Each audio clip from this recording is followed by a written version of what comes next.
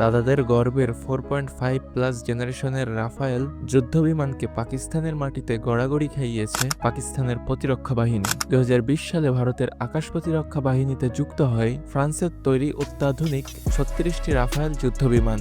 Rafael বর্তমান বিশ্বের খুব শক্তিশালী একটি যুদ্ধবিমান এবং ভারত তাদের এই রাফায়েল নিয়ে খুব গর্ব করত। এবং ভারত পাকিস্তানের আনুষ্ঠানিকভাবে যুদ্ধ শুরু হওয়ার প্রথম দিনেই রাফায়েলের এমন করুণ পরিণতি দেখে গোটা বিশ্ব অবাক। রাফায়েলের এমন করুণ পরিণতি দেখে গোটা ভারত স্তব্ধ হয়ে গেছে।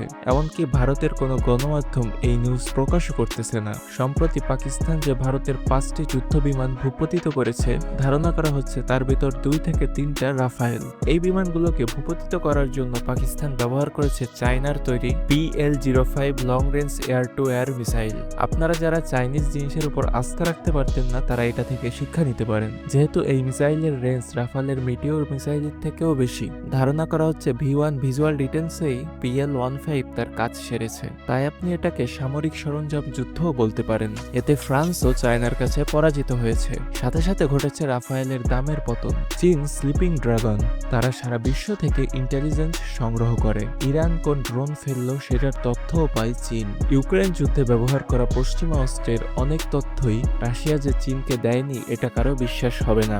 চীন এইসব তথ্য একত্রিত করে তাদের সিস্টেমে ইনক্লুড করে গেছে গোপনে, শক্তিশালী করেছে তাদের সামরিক শক্তিকে। চীনকে আসলে সস্তা প্রোডাক্ট ভাবার সুযোগই নেই। চীনের একটা বৈশিষ্ট্য হলো চীন কখনোই সরাসরি যুদ্ধে জড়ায় না, যার কারণে স্লিপিং ড্রাগন কথাটা মানায় চীনের সাথে। দ্বিতীয় বিশ্বযুদ্ধের সময় সব থেকে বেশি সুবিধাভোগী দেশ ছিল আমেরিকা। হাত নোংরা তেমন একটা না করেই বিশ্ব পরিচালকের আসনে ঠিকই বসে গেছে। চীন যে আসলে ভবিষ্যতে এমন কিছু করবে না, সেটা জোর গলায় বলার আসলে কোনো সুযোগ নেই। পাকিস্তানের উপর ভারতের এই হামলায় এটা প্রমাণ হয় যে ভারত চীন থেকে সুদূর প্রসারী চিন্তায় অনেকটাই পিছিয়ে। PL-15 বা PL-05 আসলে অনেক বছর ধরেই আলোচনার শীর্ষে রয়েছে। চীনের তৈরি PL-15 একটি দূরপাল্লার active radar air two air missile. আধুনিক যুদ্ধবিমানগুলোর জন্য খুব নিখুঁতভাবে ডিজাইন করা হয়েছে এই মিসাইলটিকে। অনেকের মনে প্রশ্ন জাগতে পারে যে অ্যাক্টিভ রাডার গাইডেন্স বিষয়টা আসলে কি। সোজা কথায়, যে মিসাইল স্বয়ংক্রিয়ভাবে নিজেই খুঁজে নিতে পারে তার প্রতিপক্ষকে এবং টার্গেটে নিখুঁত আক্রমণ করতে পারে, যার এক্সটার্নাল কোনো রাডারের প্রয়োজন নেই, যে সম্পূর্ণ নিজস্ব ইলেকট্রনিক্স রাডারের উপর ভিত্তি করে চলে এবং সুনিপুণভাবে তার লক্ষ্যবস্তুকে ঘায়েল করতে পারে, তাকে অ্যাক্টিভ রাডার গাইডেন্স বলে। বিভিন্ন তথ্য অনুসারে 200 থেকে 300 কিলোমিটার দূরের লক্ষ্যবস্তুতে নিখুঁতভাবে আক্রমণ করতে পারে এই PL-15 মিসাইল।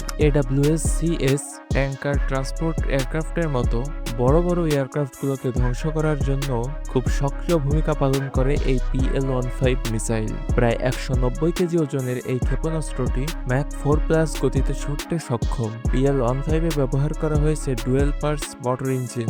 এটা মিসাইলকে শেষ মুহূর্তে বাড়তি গতি এবং শক্তি প্রদান করে, যাতে মিসাইলের টার্গেটকৃত বিমানটি যতই দ্রুত গতির হোক না কেন খুব নিখুঁতভাবে আঘাত হানতে সক্ষম এই PL-15 মিসাইল। PL-15 এর প্রতিদ্বন্দ্বী হিসেবে রাশিয়ান R-77, আমেরিকান M120D, ইউরোপীয় মিটিওর মিসাইলের নাম উল্লেখযোগ্য।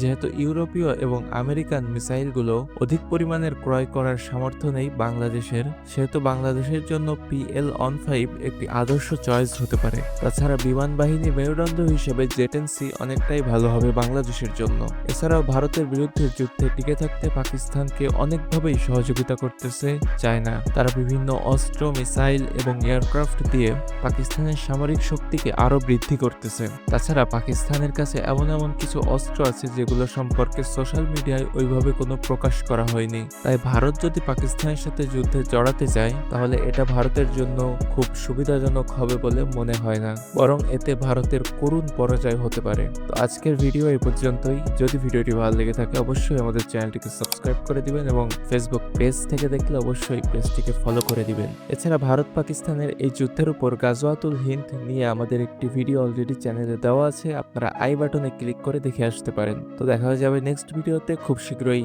আল্লাহ হাফেজ।